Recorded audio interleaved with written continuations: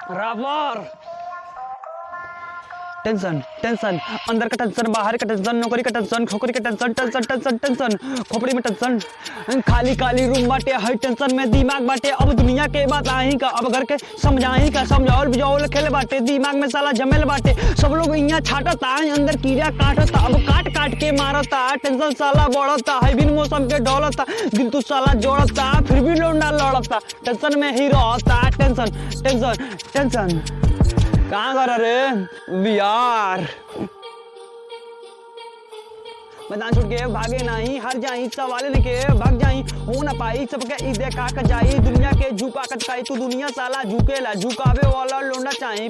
लौंडा थोड़ा पागल बटे, ई पागलपंती करताते, दिल में एक चीज बटे, तू ई बाटे की ऊ बाटे, तू माँ के हमारी प्यार बटे। दिमाग में कुछ कुछ होता टे, लौंडिया के बात तो आओ तटे, याद ओकर सतावट टे।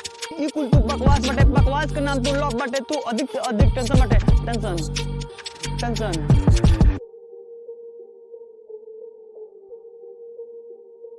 कोड भाषा समझाओ, हमरा के समझाओ मत, दूर रह मसूर रह, तू रहे वाला गाँव के काम के ना अनाज के ये लोग कहेला, फिर भी लौंडा सोहेला। टेंशन में ही रहेला, हर रोज सतावे टेंशन टेंशन टेंशन टेंशन। यहाँ बहुत बटे, यहाँ तो बतावल न जाला, हंस के यहाँ छुपावल तो जाला, घर के स्थिति बता के यहाँ यूज तू बढ़ावल न जाला, मेहनत करके यहाँ साला पॉइंट के उठावल तो जाला, मेहनत करके यहाँ खुद के खुद चमकावल तो जाला। टेंशन में ही रहल जाला, फिर भी लौंडा हंसल तो जाला, हंसल हंसल तो जाला। टेंशन टेंशन टेंशन टेंशन, हर रोज सतावे टेंशन। दिमाग कहे रुक जा रे, दिल कहे भाग जा रे, दिल तो साला पागल बटे, दिमाग तो साला भागल बटे। टेंशन में ही रहेला, फिर भी लौंडा हंसेला। टेंशन टेंशन, हर रोज सतावे टेंशन।